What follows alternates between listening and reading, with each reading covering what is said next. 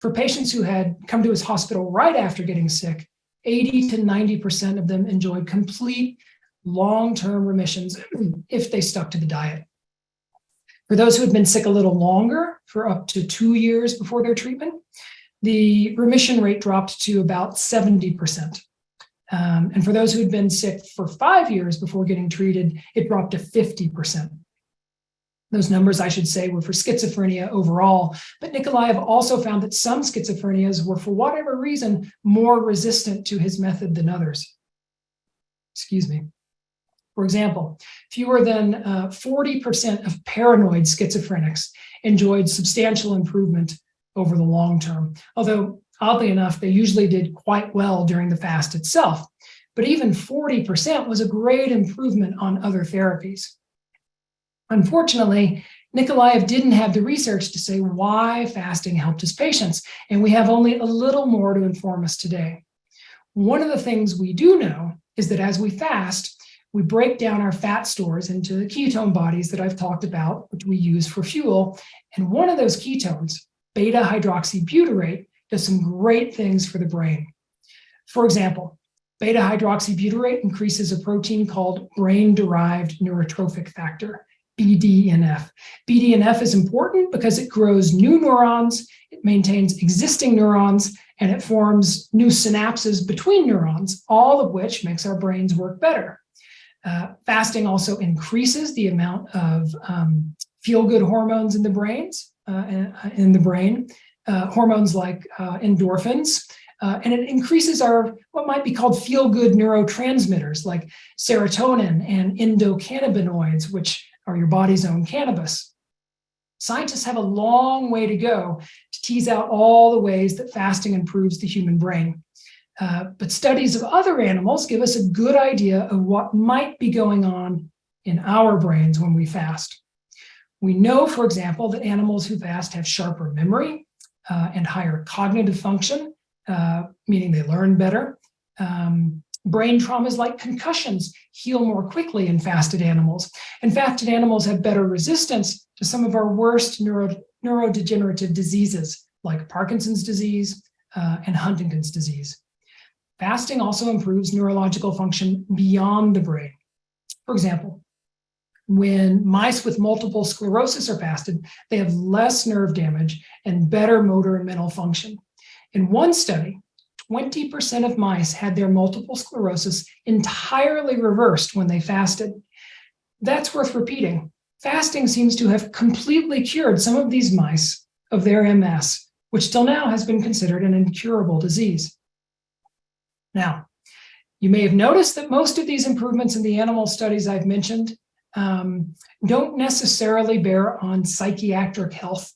They're more about general brain health.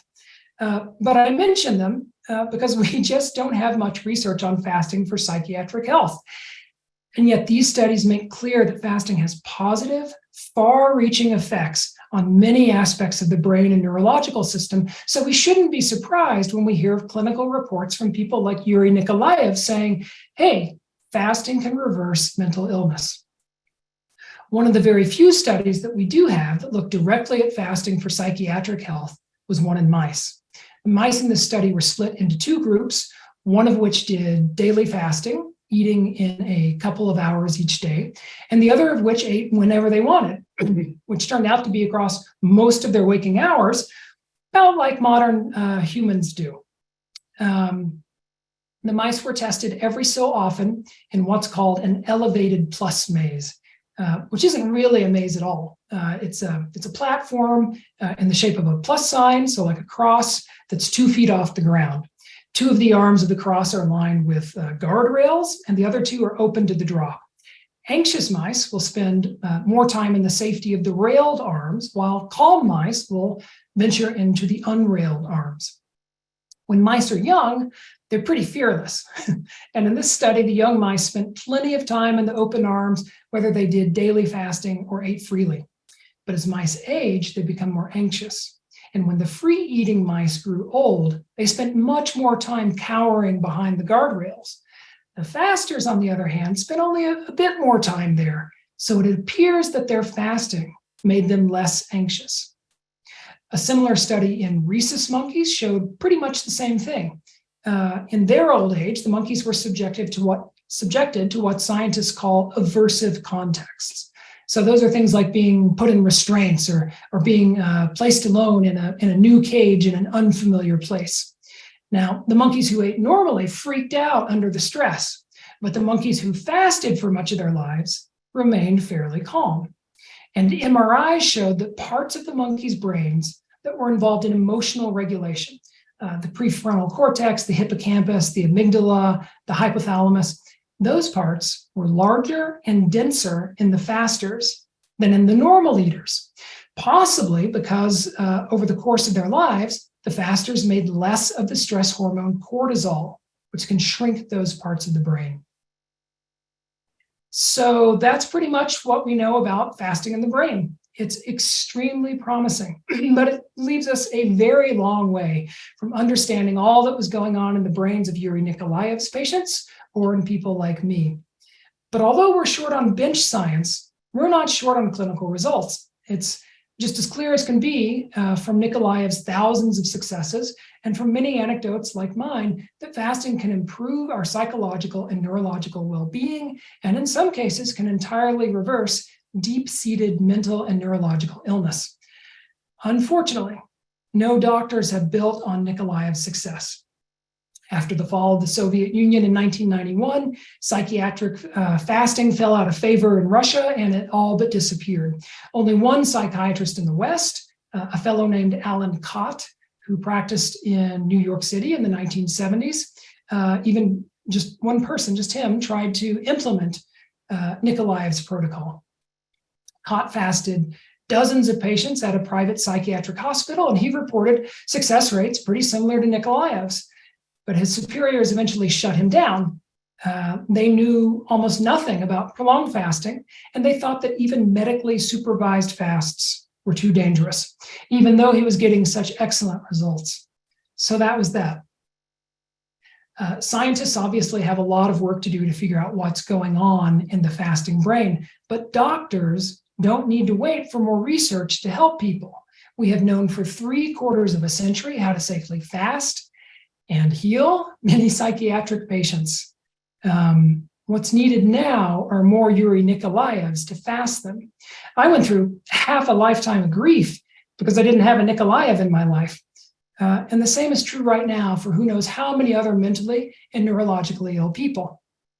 The good news today is that they or their loved ones can at least investigate whether making a prolonged fast under supervision at a fasting clinic might help them with their disease.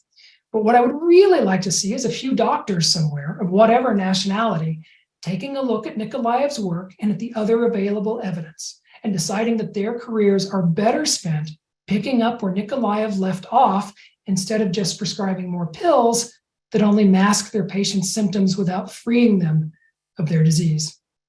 I'll say again, we have the knowledge to heal at least some mentally and neurologically ill people through fasting. All that we lack now is doctors with the courage to use that knowledge. So that's the end of my talk. If you're still with me after 93 minutes, you made it. Congratulations. Many thanks for listening, and be delighted to take your questions. Great. Thank you so much, Steve. That was a very enlightening presentation, and luckily your voice held up for the presentation. So now we are going to begin our live Q&A session. I'll be asking questions as well as opening up questions to the audience. Before we begin, did you just want to let everybody know, you may have mentioned it earlier, about how they can find out about your work, including where they can get your book? Yeah, best place to buy the book is at your independent local bookstore. Jeff Bezos is doing fine. Don't send the money to Amazon. If you do want to buy online, there's a fantastic consortium of independent booksellers. They put together a shop called bookshop.org. That's bookshop.org. You go there and it functions just like Amazon. You click a button, they send you a book, and the profits go to a local bookstore nearest you or of your choosing. So that's a fantastic spot. My website is just my name, stevehendricks.org, and you can go there On the contact tab, there's my email. If you have any questions, I'm happy to take them there if we don't get to them here right now.